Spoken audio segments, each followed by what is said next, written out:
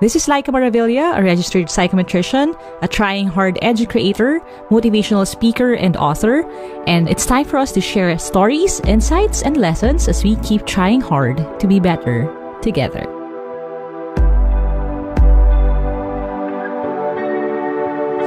Out of all the topics na request ninyo, we're leading with this one kasi I know a lot of you are asking for my tips on how you can save money.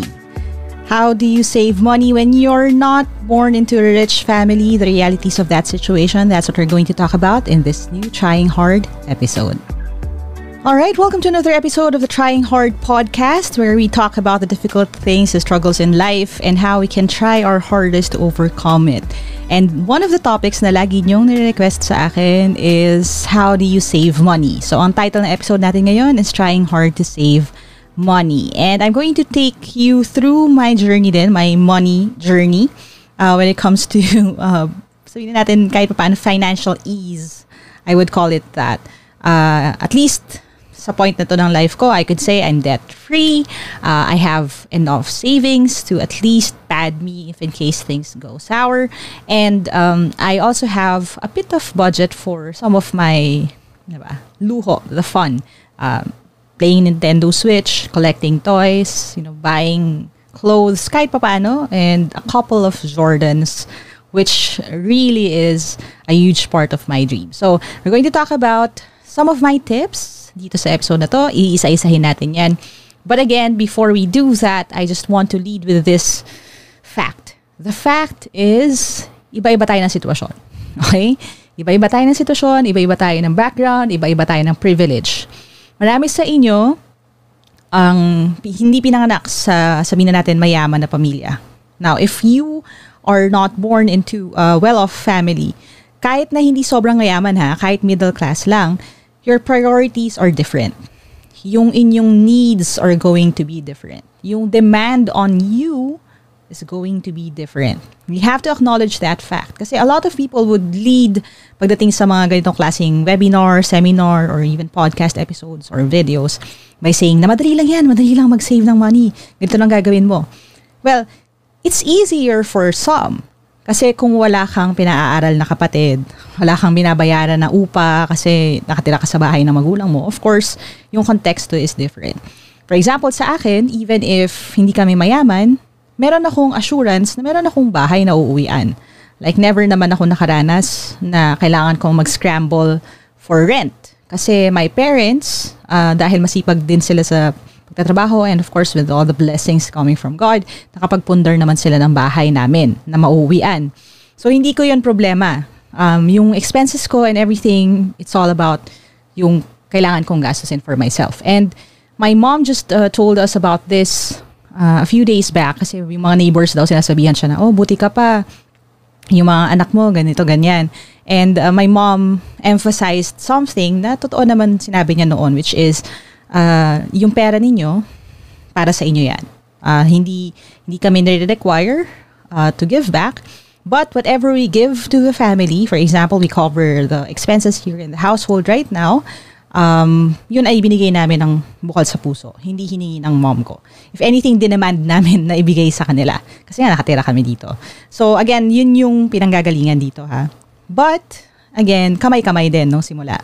So I know how it is to not have money for anything you want. I know how it is to go home hungry kasi wala kang pambayad or pambili ng meal mo for that day. And I know how it is to suck at saving money. And I know how it is then to change your priorities to enable you to at least have good money habits. So, dito muna tayo sa step 1. This is very important. You have to do a self-evaluation. Now, ano yung components ng self-evaluation na yan? One of my mentors then, I would say, si Sir Ching Kitan, isa sa mga pinupush niya talaga, sa kahit sino nagpapapaya sa kanya about money, is that you have to list all your expenses. Okay? Now, maliban dun sa listing ng expenses, we have to again recognize na iba yung sitwasyon for other people kasi kung meron kang debt or meron kang utang, hindi mo pwedeng sabihin na ito yung expenses ko lang. Kasi meron kang laging cloud ng utang na over your head, nahahabulin ka for the rest of your life. And in my book, it's very important for you to make sure that you pay your debt first before you even start building your emergency fund, your savings or investment fund, your fund, or doing anything. Isa sa mga pet peeves ko yan, yung parang may utang sa akin or sa mga kapatid ko. Alam ko na problemado sa pera. Tapos makikita mo na nag-abroad or bumili ng bagong iPhone or things like that. Isa sa mga, it irks me pag nakakakita ako ng ganun. Kasi sa akin, una sa lahat, you have to pay your debt. So again yun yung isa sa mga pinaka-importanting bagay. Sa self-evaluation, number 1, take stock of your debt. Magkano talaga yung utang mo? Now, I am a bit different kasi sa akin, when it comes to buying technology, buying phones, laptops, or anything, hindi ako nag-installment.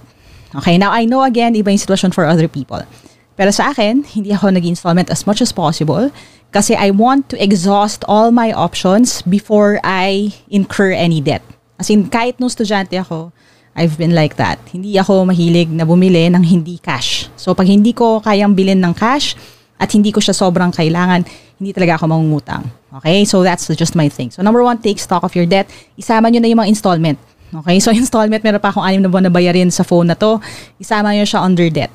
Kasi the faster it is for you to have yung pondo for that, the less stress for you in the leading months, scrambling and looking for pambayad dun sa monthly na babayaran na yon. So yun yung sa akin. Okay? So number 1, list all your debt. Number 2, you have to list all your current savings.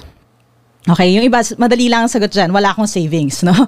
But if you have at least kahit isang bank account, kahit minimum lang yung laman, ilista mo pa rin, magkano yung savings mo. Okay? It requires a lot of honesty. Now, a lot of people, ayaw nila i-confront yung sitwasyon nila sa pera. So, hindi nila nililista. Pero sa akin, importante yan. Tingnan nyo siya on paper. Kasi it's different to know things and for it to cause you stress sa pag-iisip. Kesa sa ipuput down nyo na lang sa papel para visually makikita mo siya. Okay? So again, you have to take stock of that. Okay? Now, the next thing that you're going to list is your income. Okay. Now, yung income, again, pwedeng monthly yan. Kung kayo ay salary man or salary woman, pwede yung estimate or at least average if you have a business. Okay, magkano yung kinikita mo sa loob ng isang buwan? Magkano yung perang pumapasok? Okay, kapag estudyante ka, ang pinaka-base rate niyan would be yung allowance ninyo. And I did say na kapag estudyante ka, I know some of you who are listening along or watching along kasi I'm doing a live podcast recording of this din. Mga estudyante, tapos may mga comment, paano po yan estudyante ako? Now, I would say this nagsimula ako with this system nung estudyante pa ako. So, magagamit nyo rin to if talagang seryoso kayo about that. So, again, ilista mo na allowance mo, ilista mo yung sweldo mo, ano yung mga pumapasok na pera sa'yo. Now, sa buhay ko, kasi I had phases na already, seasons in my life. When I started content creation, hindi siya talaga lucrative. So, hindi siya talaga bumabalik na pera na monthly. It took me 3 years before my AdSense revenue became a monthly thing. So, bago ko na-reach yung threshold na $100 per month. So, 3 taon ako nagpundar ng videos at 3 taon akong nagtuturo for free before it got to that point. At that point, ang aking monthly income based siya on the units that I used to teach sa college kasi nagpa-part-time faculty ako, yung mga gigs ko at iba pa. So, inano ko na lang siya, in-estimate ko na lang siya. So, again, list your income. Okay? And then the last part would be your budget or your expenses. Now, again, you have to be very honest with this. Actually, ang activity here, if you're going to be really, really serious about it, is to physically write kung magkano yung ginagastos nyo every day. Again, si Sir Chinky Tan, even my younger sister, yan din yung advice niya. You have to face yung reality ng sitwasyon mo. Saan pumupunta yung pera mo? I've had my friends do this exercise before and some of them nagugulat sila sa percentage na ginagastos nila sa kape. Okay? Again, pre-pandemic to, no? Ngayon kasi iba na. Delivery na. Delivery ng food or delivery sa Lazada, Shopee, ganun. Ganun na usually yung pinagkukuhanan ng gastos, no? Pero at that point, I had a friend na nagulat siya sa dami ng ginagastos niya sa kape. Okay? So, if you don't list everything down, ang tendency is hanggat may pera ka sa wallet, uubusin mo siya. Tapos, pag umabot ka dun sa malapit ng maubos, doon ka na matataranta to scramble, di ba, magtatakta ka na ng alkansya, o kaya mangungutang ka na kasi hindi pala umabot yung budget mo. But for 1 month, I want you to try to list everything down lang. As in, kahit na tips sa Grab driver, any expense na meron ka, just list everything down. Now again, you already have your buckets, no? You have your debt, income, savings, expenses. Now, kapag meron ka ng kumaga bird's eye view ng sitwasyon mo ngayon kasi you already did your self-evaluation. Again, that's step 1. Do your self-evaluation.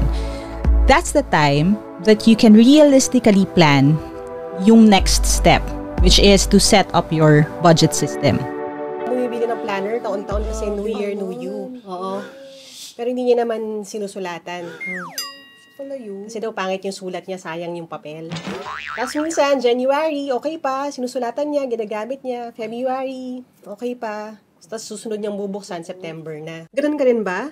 Ako rin kasi, kaya nga gumawa ko ng sarili kong planner. Ito ang planner na para sa mga try-hard, kagaya ko. At dahil hindi nakakahiya maging trying hard, mas nakakahiya to not try at all, nilagay na natin sa cover mismo. This planner is undated, kaya pwede mo simulan gamitin kahit kailan.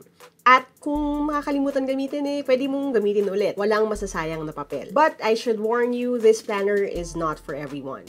Parang yung podcast natin. Others may look at it and say it's too much or it's too messy. Pero I made these choices para hindi kayo mahiyang gamitin. This is the kind of planner you can use and abuse. Aside from the monthly spread, weekly spread, at yung task list, meron din siyang mga activity sheets that you can use sa inyong journey sa personal development. At kung ready ka na bumili para sa'yo o para panregalo, you can go to bit.ly/tryinghardplanner. And for the first 100 orders hanggang November 30, I will also include a dedication. Kung gusto nyo lang naman. You just let us know dun sa notes kung kaninong pangalan ang isusulat. Now, I always tell you to dream big, work hard, and start now. This planner right here is actually one of my big dreams, so thank you all for making it come true. Now, bakit ko sinabi na self-evaluation muna bago budget system? A lot of people would set up unrealistic goals when it comes to saving money. Ano ibig sabihin nun? Gusto ko magkaroon ng 100,000 after 6 months. Well, yeah, that's a good plan. Pero kung income mo is 20,000 per month, tapos meron ka pang expenses and everything, medyo hindi realistic yung 100,000 in 6 months. Ang tendency niyan is magkakaroon tayo ng expectations and magkakaroon tayo ng disappointment and even frustration kapag hindi mo na-reach yung target mo.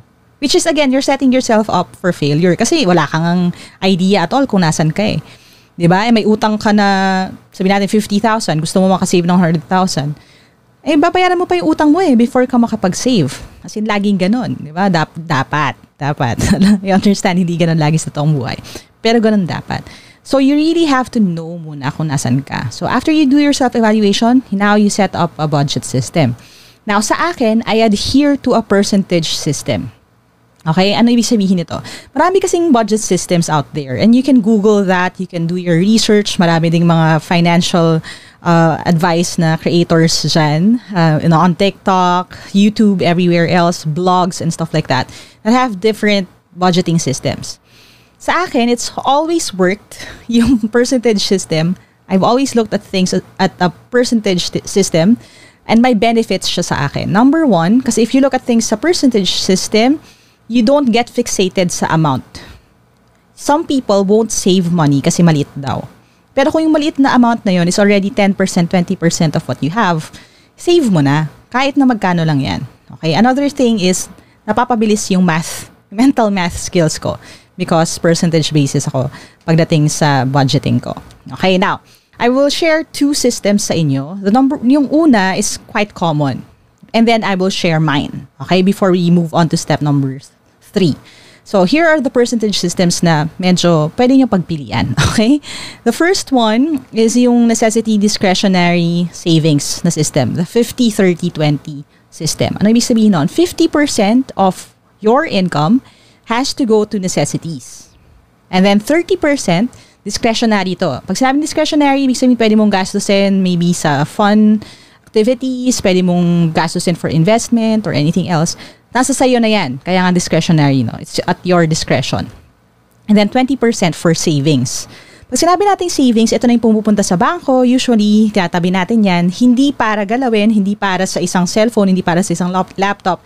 Savings lang talaga siya for life. Okay? Yun yung idea nun ha. Kasi yung iba, nagsasave, hindi sila nagsasave to save. Nagsasave sila kasi may gusto silang bilhin. So, sa akin, hindi yun savings at all. Sa akin, discretionary pa rin yun. Kasi, hindi mo naman siya long-term gagamitin. Yung tool na yan, whatever that is.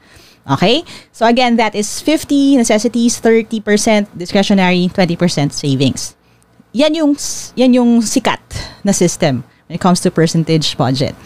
Sa akin, it's different. And I'll share mine. Okay? So again, no pressure na gayahin yung system ko. I'll just tell you how I do it honestly. Here's what I do. Number 1, when it comes to tithes. Okay? Kasi sa akin, very important yung tithes. I grew up in a household that's Christian. So, ang tithes po, if in case you're not familiar with it, it's 10% of all your income, anything that goes in. Ano yun ha?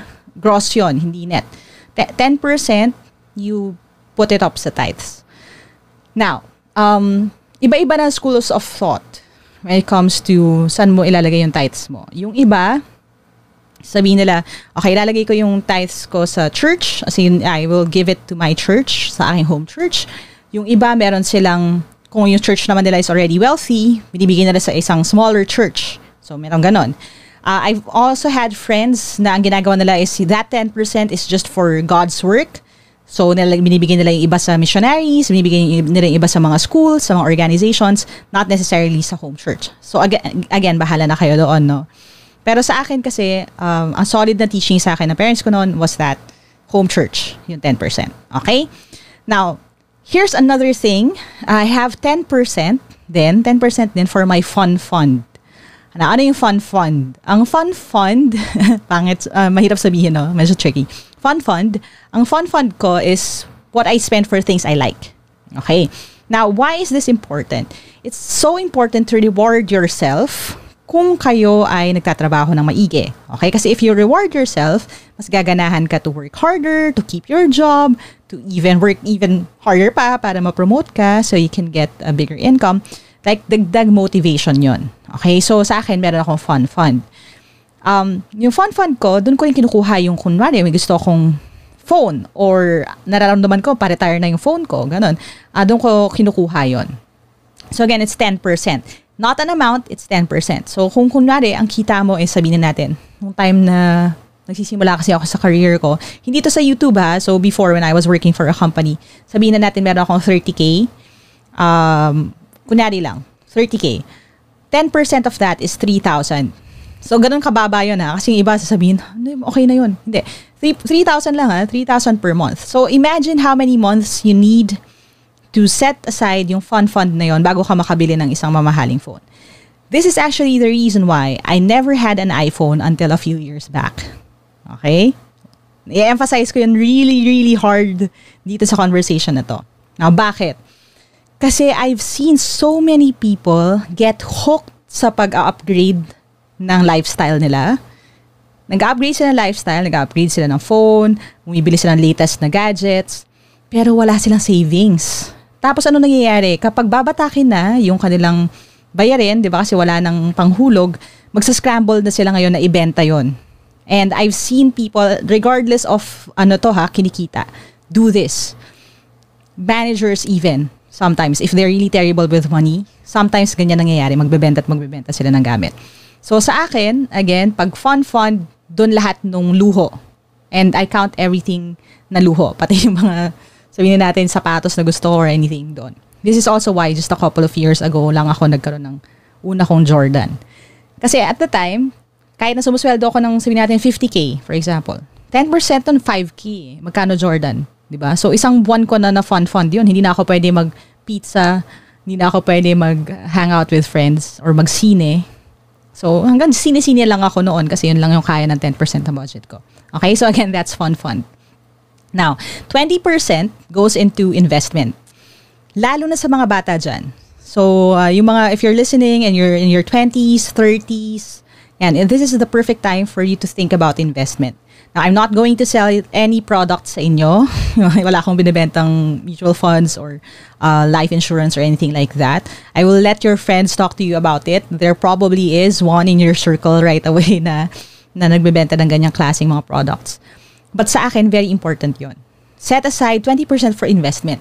Now, nasa sayo na yan kung saan mo i-invest yon. Pwede mong ilagay sa mutual funds, pwede mong ilagay sa life insurance nga or anything like that. Basta ang importante, investment siya. Now, dito din papasok yung kung gusto mo magnegosyo. Okay? As in the future, gusto ko magnegosyo. Right now, nag-work ako sa BPO, pero in the future, gusto kong mag-start ng sarili kong, say, coffee shop. Ang danger is this. Most people, kukunin na lang yung savings nila. Okay? Kaway-kaway na lang sa mga tatamaan. Yung savings nila, lahat ng sinave nila, yun yung ilalagay nila dun sa kanilang business. Now, okay sana kung lahat ng business nagsasucceed. Pero ang totoo, hindi. Now, the problem is, kapag naubos mo lahat ng savings mo, nangutang ka pa, tapos nalugi yung business mo, mahihirapan ka na naman to start from scratch. Kasi walang-wala ka. So, sa akin, ang pera for investment is money you can lose. Ibig sabihin na, again, kung malulugi ako, okay lang kasi meron pa rin akong savings. So, that is why 20% goes into investment fund. Now, pwede kayo mag-set up ng hiwalay na bank account for this para lang hindi magulo yung budget ninyo. Okay? Para naka-organize lahat. Meron kayong isang bank account for investment, isang bank account for your savings. Okay? And then another bank account possibly for your yung panggastos nyo na, expenses ninyo. Maganda if you set it up automatically na hindi hiwa-hiwalay na sila pagpasok ng pera mo para hindi mo na siya makikita or hahawakan. Okay? Kasi iba ang nangyayari, sinasabi to, nililista to, pero pag nandiyan na yung sweldo, bahala na si Batman. So, wag naman sana mangyari yon. Okay?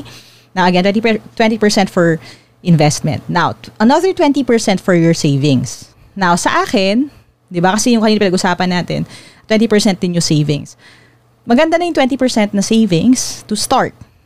But, the more na tumataas yung sweldo mo, you can actually change itong percentage na to kung kaya na i-cover ng expenses mo yung, sabihin natin, yung expenses mo covered na siya 10%, 20% ng sweldo mo, mas maganda. Okay? So, hindi to fixed ha. Pwede nyo rin galaw-galawin ito. Again, 20% goes into savings. Tapos the remaining 30%, meron pa akong 30%, goes into my expenses. Now, dito na medyo magkakaroon ng konting, paano ko yun? Hindi kasya yung 30% sa expenses ko. Kasi nga naman, di ba, kung ang sweldo mo is 30,000, ang 30% nun is just 9,000. Hindi masyadong kalakihan. Now, kung nagre-rent ka pa, tapos solo kang nabubuhay, hindi kasya yung 30% for expenses. Now, in that case, again, babalik tayo dun sa step 1, which is do your self-evaluation. Pag tinignan mo yung listahan ng expenses mo at hindi kasya yung 30%, kailangan mo itaas ito. So, kung magiging 50% yung expenses ko, babawasan ko ngayon yung percentage ng iba. Okay? So, yung savings ko can remain at 20%. Fund ko, 5% muna. Diba? Yung tithes, hindi kasi nababago yan. So, 10% pa rin yun. Investment ko siguro 15% muna. So, again, pwede ka magbawas-bawas dun sa ibang buckets. Alright? So, let's leave a little wiggle room for the reality ng situation. Now, meron pa nawawalang 10%. Okay? Now, this is something that I encourage you to think about. Pero if it's not in your heart, that's okay. Walang persahan. Sa akin lang, I've always had a hope fund. Now, I will explain the hope fund later. But before we do that, let's just pause for a quick break. Okay? Hi, this is Mirza Season. Got lots of goals and dreams but are faced by obstacles? Join me as I help you unpack the tools you need to navigate through life's sometimes bumpy roads. Listen to my podcast called You Can Do This. You Can Do This. Available in all major podcast platforms.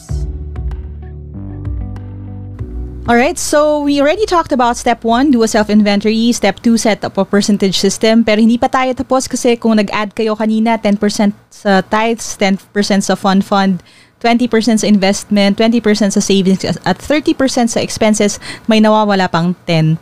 Now, yung 10% na yan, na-mention ko na kanina, it's for my hope fund. Now, again, wala pong pilitan.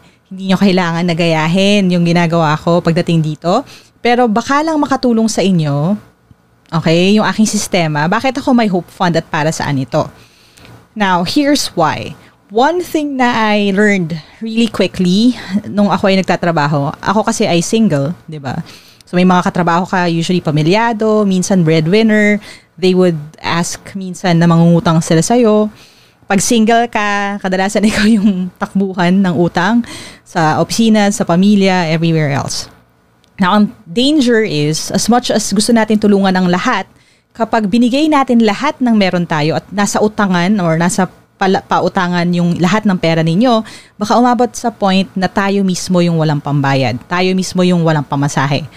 Ayaw natin mangyari yon. Now, the Hope Fund, kaya siya 10% per month. This is actually my budget ng perang pambigay. Okay, bakit utang yung pinag-uusapan tapos naging perang pambigay? Here's why.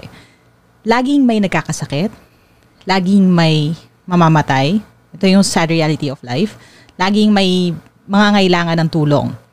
And sa akin, instead of ipapautang ko yung pera na dapat para sa expenses ko, ayokong umabot doon, yung 10% na yan yung pambigay. Okay? Yung Hope Fund na yan, diyan ko kinukuha yung pang-abot kapag merong mga, sabihin natin, punta sa bahay to ask for help, pang-abot sa mga nangungutang.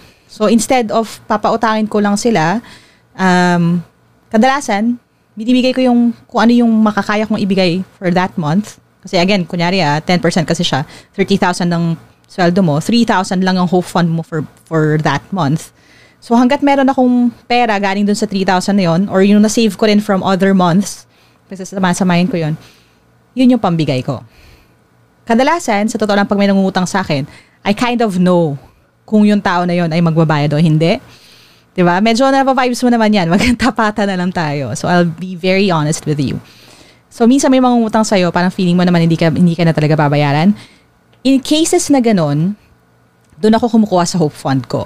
Now, I'm saying this, ayoko naman na makamay manood sa akin tapos samantalahin yung sitwasyon, no? Pero kaya ako doon kinukuha kasi meron akong expectation na hindi naman niya babayaran. So, hindi to utang. Sa totoo lang, bigay na lang. And I have a trick when it comes sa pagpapautang sa mga friends na i-share ko sa inyo. Hopefully makatulong. But maybe we'll just set aside the whole utang situation for another episode. Pero ang dialogue ko sa friends ko usually ganito. Pag nangutang sa akin, sasabihin ko, mahal kita bilang kaibigan, kaya ayoko na magkasira tayo dahil sa pera. So I want you to be honest with me.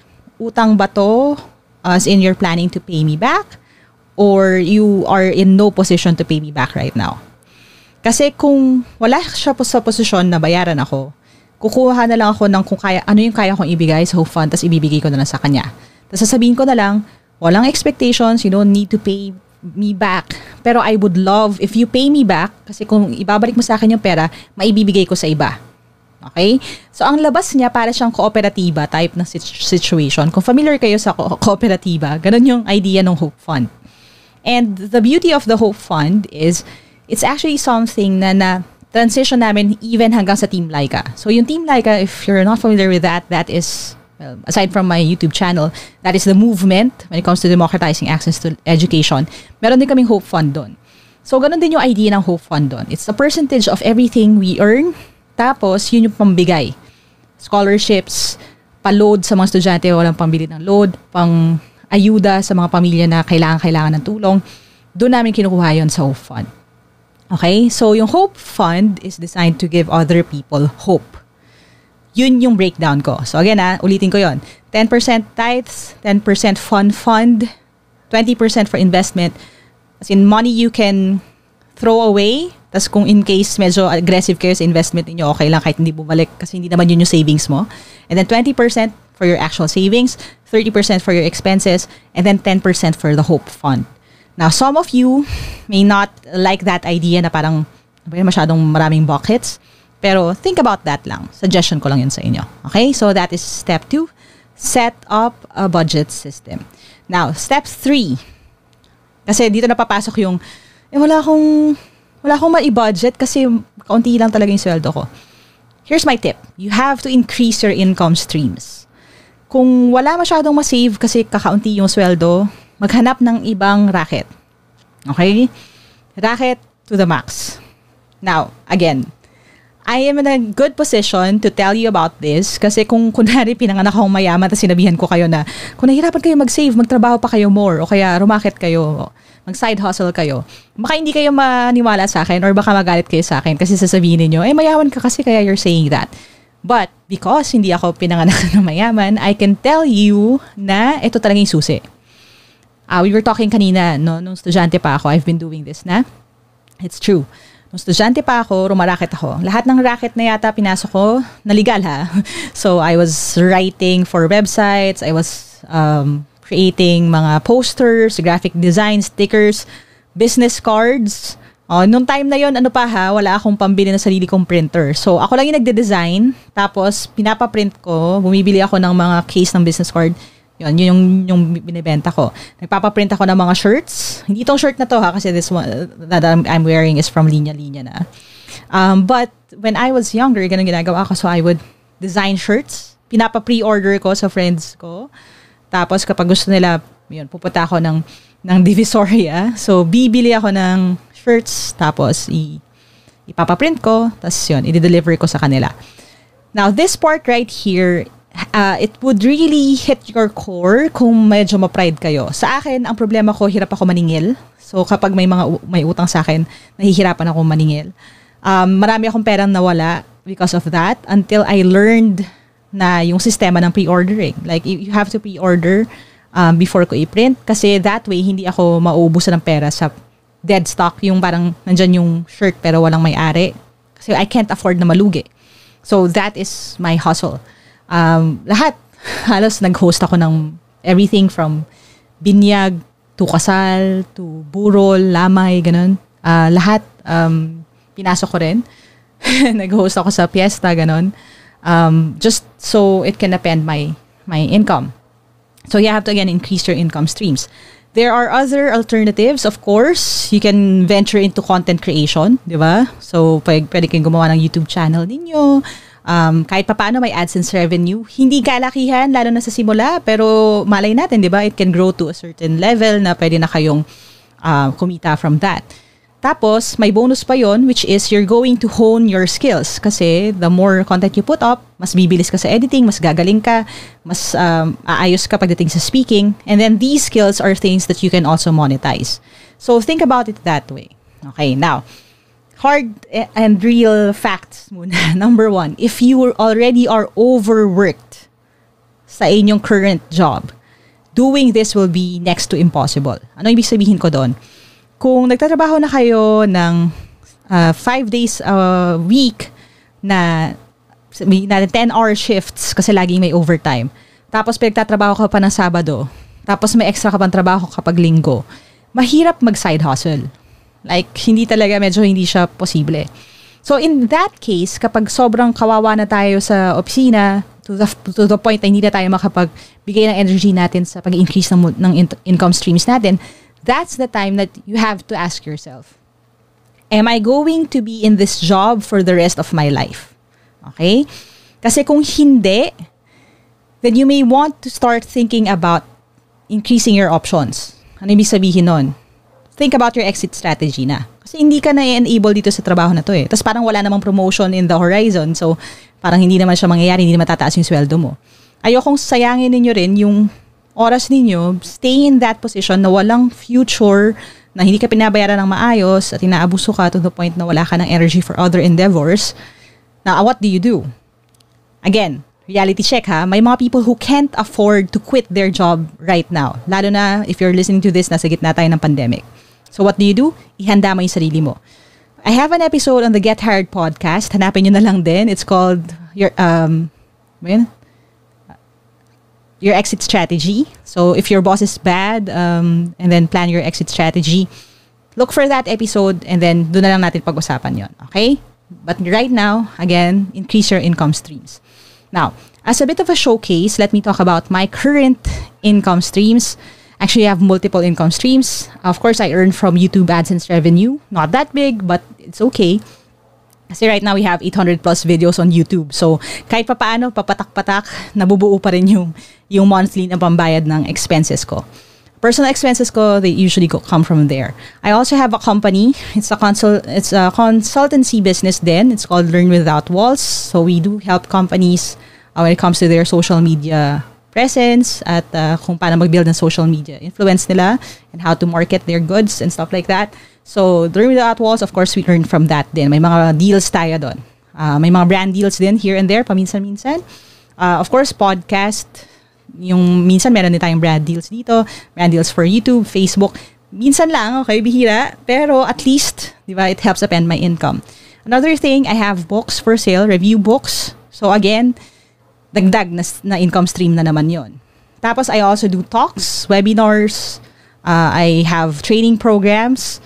So again, another income stream. So if you count yung income streams ko, medyo marami siya. So even if hindi ganun kalaki sa each sa kanila, and that yung AdSense revenue ko sa YouTube changes, as in minsan pag January, kasi wala naman nag-aaral kapag December tsaka January, di ba? So walang nanonood ng videos ko. Kahit na 50% lang siya ng usual na amount that I get, okay lang kasi meron akong savings from my other income streams. Kasi pag December naman maraming events. So pumapalo ako ng hosting, ganun. So kahit pa paano nakabawi tayo. That is how you increase your number ng income streams. Okay? Now, saan nakabank yun? Nakabank din yun sa skills ninyo. So, one thing I would encourage you to do then is to take stock of your skills and see which ones you can monetize. Okay? Pag-usapan din natin yan. Marami din akong mga podcast episodes about that sa Get Hired podcast and sa ating Get Hired playlist on YouTube. Yan, explore nyo na lang yung mga episodes na yon. Okay? Now, step number 4 na tayo. Naghahanap yung iba ng tips daw na paano daw kapag hindi ka masyadong mayaman. So, I will hit you really hard with this. Okay? And I don't want you to misconstrue this na parang, you're not being fair to people. No, it's not about that.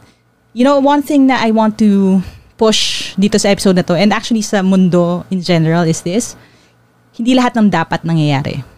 Hindi lahat ng tama. Ganon ang sitwasyon. Ang question really is, what do we do with the cards that we're dealt with? Okay? So, step number 4. Actually, dapat medyo nauna to ng konti, pero i-final blow kasi natin.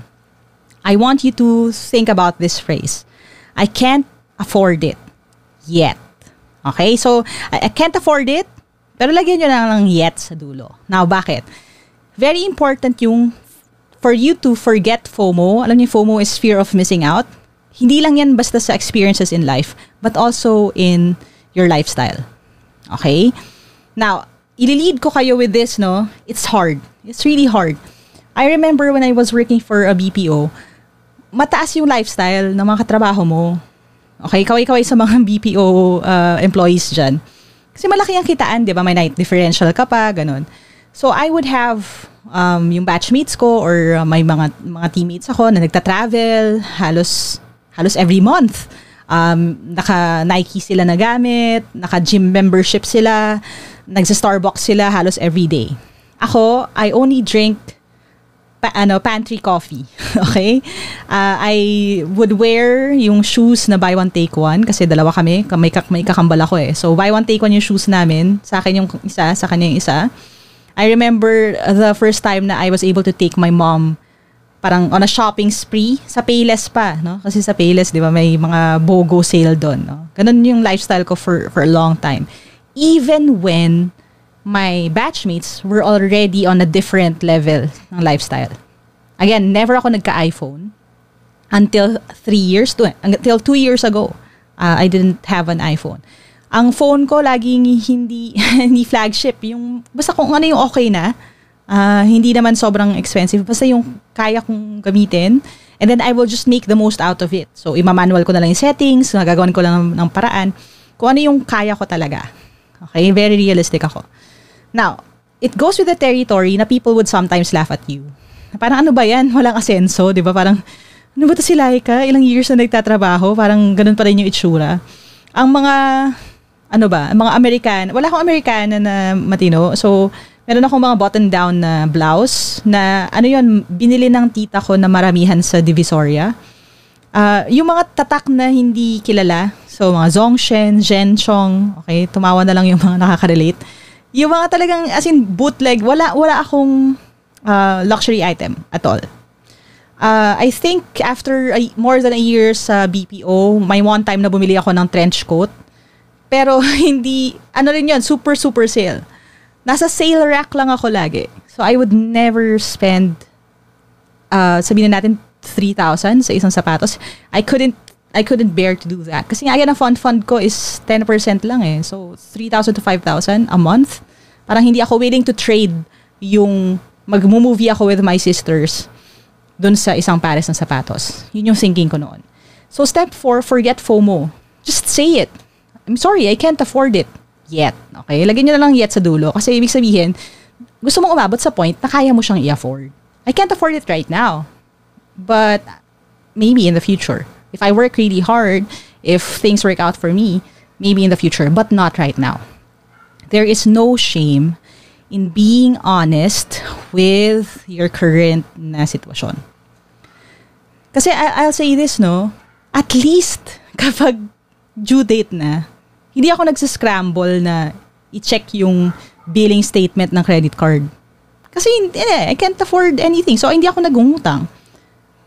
And I'm not trying to sound condescending here, ha? Pero, you know how sometimes sa isang office, may mga medyo bully na teammate.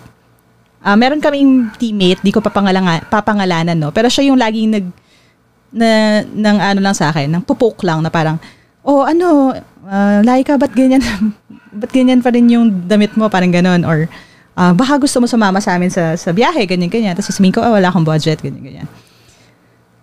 Tapos, and every month din, and not to drag this person. Pero every month din, siya yung magbubukas ng email sa statement niya sa bangko. Tapos natataranta, kasi naku, ang laki na ng utang niya. Ang laki na ng utang ko, tapos yung minimum mo lang yung binabayaran, alam niyo yun, interest lang. Tapos namumuhay siya like this, dito sa lifestyle na to, thinking na forever siyang magkakaroon ng employment na gano'n kalaki yung sweldo. Kasi aminin natin, malaki rin naman yung bigayan minsan kadalasan sa BPO. Pero paano kung magkasakit siya? Paano kung may biglang emergency? Wala siya savings at all. And he's been working for that company, I think 3 years na before I even started. So, 3 years nang ganun yung lifestyle niya. Baon siya sa credit card debt. Tapos, pinagtatawanan niya pa ako paminsan-minsan kasi nga, ganun yung itsura ko, di ba? Sabihin natin mukha akong dugyot. Although, hindi naman exactly dugyot, no? Pero ibig sabihin, wala nga akong branded na damit. Di ba? Pero sa akin kasi, basta maayos yung fit sa'yo, kahit na walang tatak, okay na yun eh. Pero sa gabi, nakakatulog ako. Siya hindi masyado. Di ba? So, you just really have to say it paulit-ulit. I can't afford this yet. I can't afford it yet. Be real with yourself. Kahit na pinapressure ka na parang, lahat ng kaibigan ko naka-iPhone. Ano ngayon, di ba? Bumibili ng planner, taon-taon kasi New Year, New You. Oo. Pero hindi niya naman sinusulatan. Kasi daw pangit yung sulat niya, sayang yung papel. Tapos minsan, January, okay pa, sinusulatan niya, ginagamit niya. February, okay pa. Tapos susunod niyang bubuksan, September na. Ganun ka rin ba? Ako rin kasi, kaya nga gumawa ko ng sarili kong planner. Ito ang planner na para sa mga try-hard, kagaya ko. At dahil hindi nakakahiya maging trying hard, mas nakakahiya to not try at all, nilagay na natin sa cover mismo. This planner is undated, kaya pwede mo simulan gamitin kahit kailan. At kung makakalimutan gamitin pwede mong gamitin ulit. Walang masasayang na papel. But I should warn you, this planner is not for everyone. Parang yung podcast natin. Others may look at it and say it's too much or it's too messy. Pero I made these choices para hindi kayo mahiyang gamitin. This is the kind of planner you can use and abuse. Aside from the monthly spread, weekly spread, at yung task list, meron din siyang mga activity sheets that you can use sa inyong journey sa personal development. At kung ready ka na bumili para sa'yo o para panregalo, you can go to bit.ly/tryinghardplanner. And for the first 100 orders hanggang November 30, I will also include a dedication kung gusto nyo lang naman. You just let us know dun sa notes kung kaninong pangalan ang isusulat. Now, I always tell you to dream big, work hard, and start now. This planner right here is actually one of my big dreams, so thank you all for making it come true. Meron talaga mga feelings na ganun. I remember, and I'll share this anecdote, no, kasi baka makarelate din kayo. A few episodes back, dito sa Trying Hard with Laika podcast, ang guest natin is Bianca Gonzalez, no? Kasi kasama ko siya sa board ng DG Skarting Pinay here in the Philippines. Tas one time, nag-board meeting kami sa Google Office. So, just for context, sa Google Office sa BGC yun, di ba? So, pang mayaman na lugar. Tapos, lahat sila, mga CEO, as in, I really felt na I wasn't supposed to be there. Ganun yung feeling ko talaga. Kanya-kanya sila na, of course, assistant. I had Zandy with me at that time. Part-time pa yata siya sa akin nun. Tapos, syempre sa table, nandun lahat yung mga phone nila. So, lahat sila naka-iPhone, Galaxy Note, nandun sa table nila, lahat. Tapos ako, kasi nga again, board member ako and this was already 3 years ago, 2019, 2018, gano'n. Nakalapag lahat ng phone nila. Sa akin, may parang may nagbe-message sa akin, so nagva-vibrate yung phone ko. Ang phone ko noon was Vivo na, hindi ko na matandaan pero hindi siya yung best ng Vivo. As in, it's just a regular phone. So, yun lang yung phone ko. Tapos, nahihiya din ako na ilagay sa table. Kasi, lumang-luma na yung phone ko, crack pa yung screen, gano'n. Tapos, di ba, nasa board meeting nga ako sa penthouse, sabihin na natin, ng BGC sa Google Office. So, tinitingnan ko yung phone ko sa ilalim ng table. And, I still remember that feeling. Tapos, paglabas namin, sabi ni Zandy sa akin, milibiro niya ako. O bumili ka na ng iPhone kasi nahihiya ka nang ilabas yung phone mo, di ba? Kasi, kumbaga sabihin, ang translation nun, ang subtext ng message na yun is, you already are at a point in your life that you can afford, kasi wala naman akong utang, you can afford to buy an iPhone. Kasi nandun ka sa level na yon na board member ka, kasama mo tong mga bigate na to, diba? Na Medved po, mga CEO, mga accomplished women. Bumili ka na ng iPhone para hindi ka na nahihiya ilagay yung phone mo sa table. Pero even then, okay, nung nangyari yun, I still waited for I think 2 to 3 months before I actually bought my first iPhone. And it's still the iPhone that I'm using until now. So, think about that. Okay? So, forget FOMO. Forget about, ito yung iniisip nila kasi mukha akong ganito, hindi ako bumibili ng ganito. Yung mga batchmates ko nakabili ng ganyan, naglalaro na sila ng PS5, ganon. Hayaan nyo lang sila. Kasi you can't afford it So, kung hindi mo siya kayang bayaran, huwag mo siyang bibilin. Ganon lang kasimple Simple pakinggan, ang hirap gawin, di ba? Now, kung gusto mo talagang bilhin, you have to work extra hard. Again, increase your income streams. Kung kailangan mo magbuhat ng t-shirt sa Divisoria, kung kailangan mo maglako ng gamit, mag-buy and sell ka, mag-live selling ka sa Facebook, di ba? If these are things that you need to do to save up money, bakit hindi? Di ba? Kasi it's a lie. You know, yung image, it's a huge lie. Again sharing that story just for context. Yung una kong iPhone, I bought in 2019. 2019 ba o 2020? Basta ito lang. At that time, I already was part of the YouTube Next Up program. So, kumbaga winner na ako sa YouTube Next Up noon. I already had, say, around 300,000 subscribers at that time. Wala pa rin akong iPhone pumunta ako sa India, pinadala ako ng YouTube as a Philippine representative. Again, wala akong iPhone. So, ang dala-dala ko yung Vivo ko na phone na yon. Kung hindi pa siya nahulog, kasi nahulog siya nasa Airbnb kami. Nahulog siya galing sa top floor. Kung hindi pa siya nalaglag, parang yun nga yung running joke namin, nag-suicide na daw yung phone ko. Kasi tumalon siya sa ledge. No? Nag-video ako, nalaglag siya. Kung hindi pa siya nalaglag, hindi ko pa siya papalitan. Now, wala bang respeto yung mga tao sa akin kasi wala akong iPhone? Diba? Pagpunta ba sila sa review event, tapos nakita nila, ay ano ba yan, Vivo lang yung phone ni Coach? Do they see me as a less person? Dahil ganun lang itsura ko? I don't think so. I've had people come into my review events with phones na mas mamahalin kaysa sa akin. That's okay. Sila can afford sila, ako hindi. So, I just need to be realistic with my current situation. Again, practicing nyo na yan sa salamin. I can't afford it yet. Bro, halika, mag-all-you-can tayo. Ubos na yung fund ko for this month So, I'm sorry, I can't afford it So, maybe next month, right? Just keep saying no. It's not bad. Ganun lang talaga Mahirap yung sitwasyon. So, adjust lang din tayo.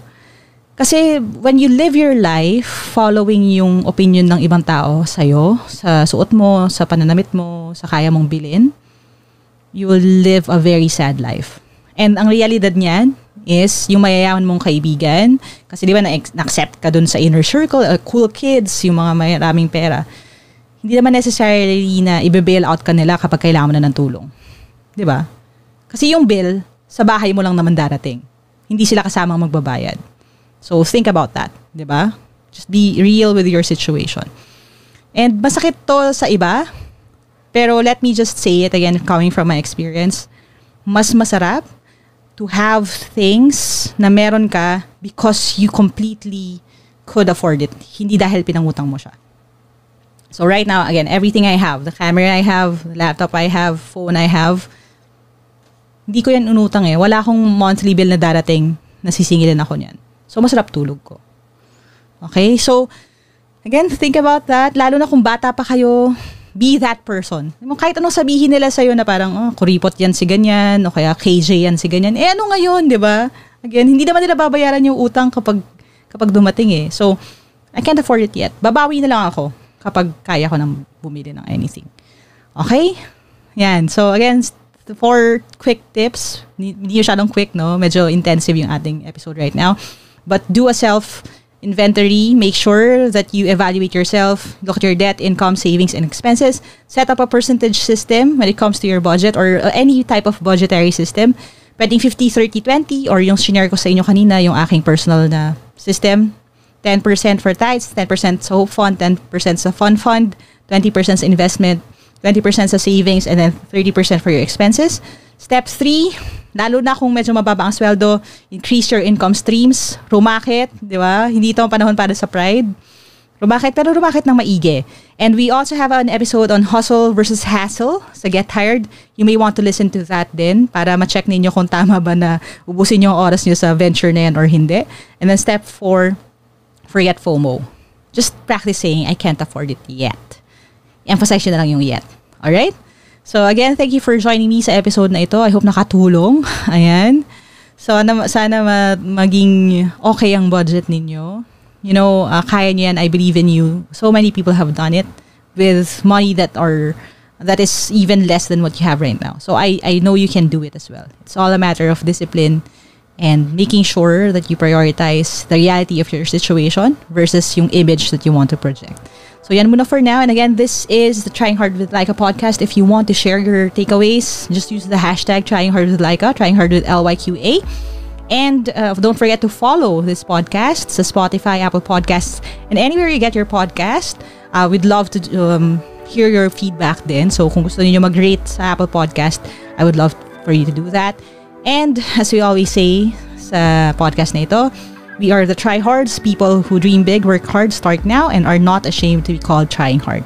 Try hard to save money. Start now. That's it muna for now. I'll talk to you soon.